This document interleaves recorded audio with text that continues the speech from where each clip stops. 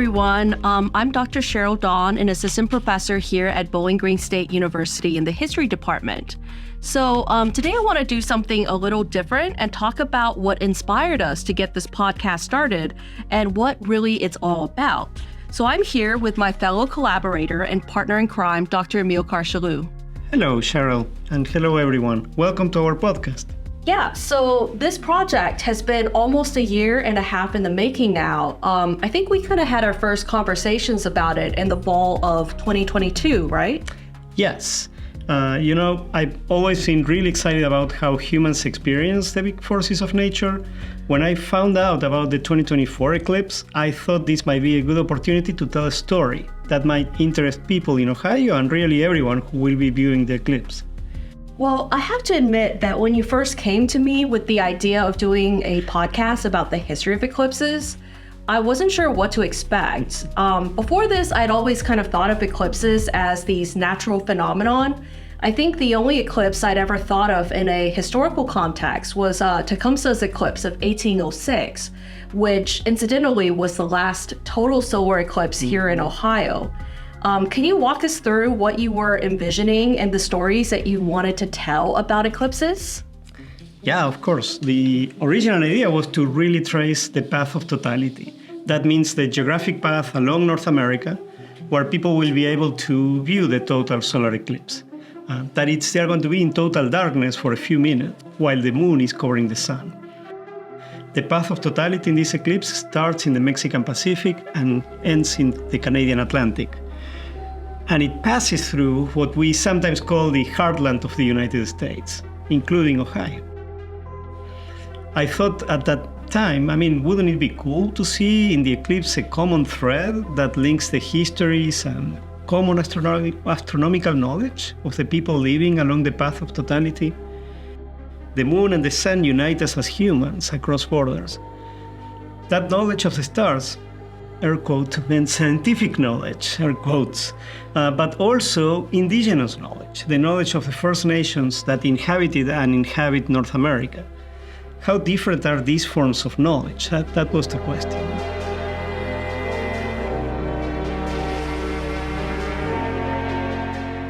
When I was, thinking about indigenous reactions to eclipses that have been depicted in our mainstream culture, it's always been kind of cloaked in this mysticism and superstition. Probably the first thing that came to mind is Mel Gibson's now infamous movie Apocalypto, which uses this eclipse to foreshadow the fall of the Mayan Empire and the arrival of the Spanish conquistadors.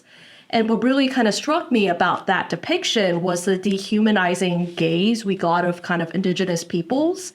And that was surprising because, of course, the whole film was in Yucatec Mayan, but there was this clumsy attempt at depicting the local Mayan as superstitious and bumbling, and then the elites, the empire, to be barbaric and inhumanly cruel as well as superstitious. So I really wanted to avoid falling into that big stereotypical trap of, oh, look at these ignorant people who don't know anything about science. Exactly, yeah. We really wanted to highlight that there were different ways of knowing, different ways of thinking about science even. We are often told that there's one objective truth, one way of seeing the world, and that's through this kind of cold and scientific lens. And of course, that's not true. There are many ways of knowing the world and producing knowledge about astronomy and other scientific fields. When we look at the stars from a Western perspective, we might see constellations that are familiar to us, the Big Dipper, Orion's Belt, things like that. But you can also look at the sky from maybe a Shawnee perspective, and you would see totally different constellations. But they will still be constellations that work within their cultural context. What we wanted to do was showing that eclipses had these effects on the world beyond just a natural phenomenon. Eclipses are like super-loaded manifestations of the universe. We wanted to look at how different cultures have reacted to eclipses of the past and how eclipses have shaped the history of this continent. Through the eclipse of 1806 that you mentioned, for example, or the eclipse of 1791, which had a huge impact on American conquest of the Northwest Territory here in Ohio. At the same time, we wanted to respect and give space for different cultural traditions around eclipses and interrogate how we produce knowledge and how we decide one way of knowing is better than the other, how we make that call, right? Yeah. Yeah. And really, now that I think back on it, that's like a heck of a lot to accomplish in one podcast series. So how did you approach balancing all of those goals? Well, let me bounce this back to you, actually, because I think one of the most interesting aspects of this was that we designed this as a podcast season rather than as a story in just one soup. And I felt that the turning point in designing that narrative arc of the season was when you suggested the name for the series, right? Eclipsing History. So that's like a eureka moment that we have. What were you thinking about? Well, we were bouncing several ideas connecting not only the different peoples of North America, but also different time periods. We liked the idea that this was not just a history of eclipses or something passive, but something you watch, but something that you kind of really experience, right? Something that you become a part of. And sometimes even something that's big at a continental scale, like Tecumseh's Rebellion. So eclipsing history serves as a reminder that this is not the history of an event, but the history of an experience. And then the idea was to weave different experiences and different layers of experiencing in each episode. Our first two episodes deal with the eclipse of 1791 and 1806 and their monumental influence, not just in the expansion of the United States in these lands. Eclipse and conquest served as a way to explore the connections between our knowledge of eclipses and power. Yeah, and this led to the issue of how much knowledge indigenous peoples had of cycles of the moon and the sun. Episode 3 is a deep dive into indigenous storytelling and how they encode and pass knowledge about stellar cycles, and how that and how that helps make sense of the world, right? Something that surprised me here was not just the sophistication that they showed in this ancient indigenous knowledge, such as the Hopewell cultures that created the mounts in Ohio, but also how connected that knowledge was with their lifestyle. To understand the sky is also to understand where you're going in the dark, which is an important skill in societies that are constantly on the move. Mm-hmm. And, that connection to lifestyle is what gets us to the issue of eclipse tourism in episode 4. So imagine how crazy it would sound to someone living in, say, the early 1800s, that people would be traveling thousands of miles just to join a watch party for a total eclipse. And episode 4 brings up how the development of eclipse tourism owes a lot to technology, such as photography and other instruments of observation. And it has, and nowadays, really become an industry. All over Ohio, we expect hundreds of thousands of visitors for this total eclipse.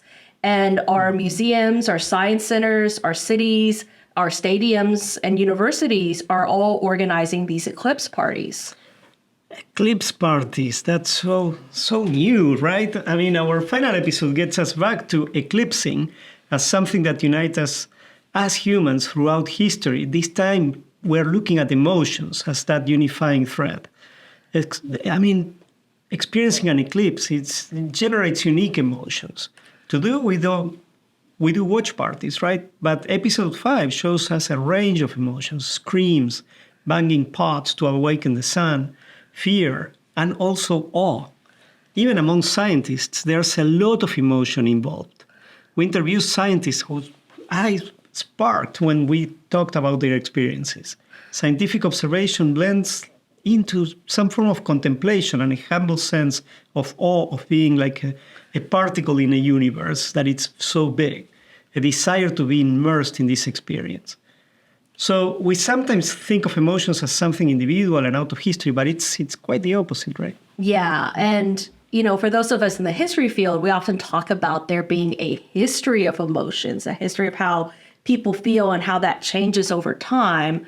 but let's not spoil the podcast for our audience. Yeah, no? But before we go, I want to recognize the work and planning that went into producing a project of this scope.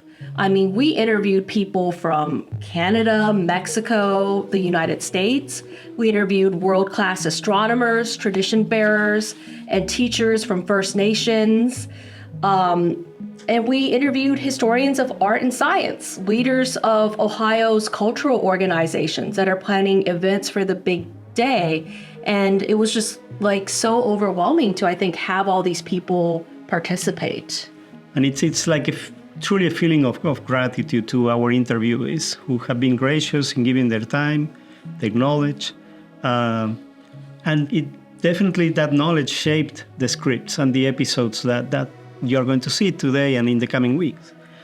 Beyond our interviews, we also have many other thank yous, right?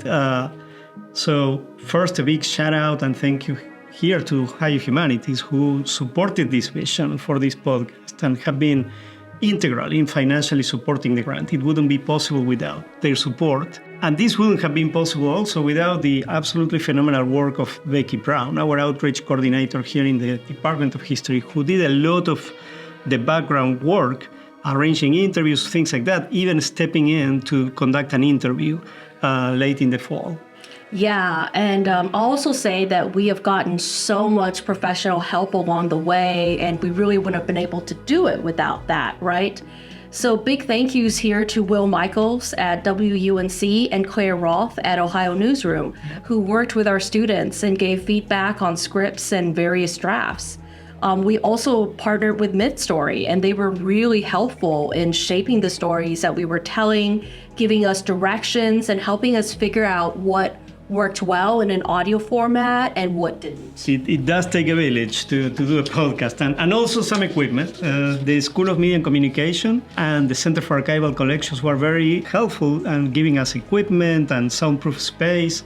We even shut down the university radio for a few minutes. Yeah, an accident.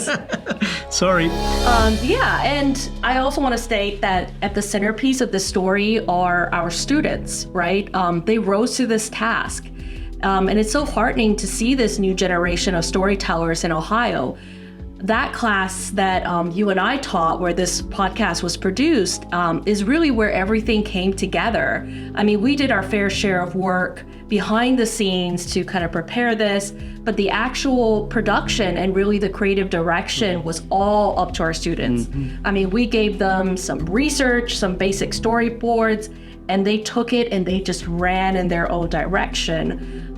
Through the interviews that they conducted and through these marvelous episodes that they produced and created in every way. So a big shout out to our fabulous podcasting history class. I wanted to say that, if telling these diverse stories about eclipses was the message of our podcast, our goal as professors was to create this unique learning experience, both for us and our students. And to that, we tried to give them as much creative freedom as possible, right? We discussed in our class issues of who owns the story, who tells the story.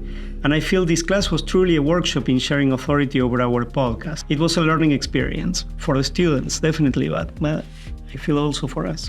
Yeah, and it was this really tight production schedule. At times it was like, oh, are we gonna get this done? Yeah, couldn't think of a better group of students to have done this. Yeah, absolutely. I mean, they just went above and beyond, I think, in every way. So I think that's about it for our episode today. Thank you all so much for listening and tuning in, and I hope you enjoy our Eclipsing History podcast, which will be available for streaming on our website, bgsu.edu/eclipsing history. It will also be streamed via Spotify. So this podcast consists of 5 episodes, including this one. But also be sure to keep an eye out for some bonus episodes that we plan to release along the way. Thank you.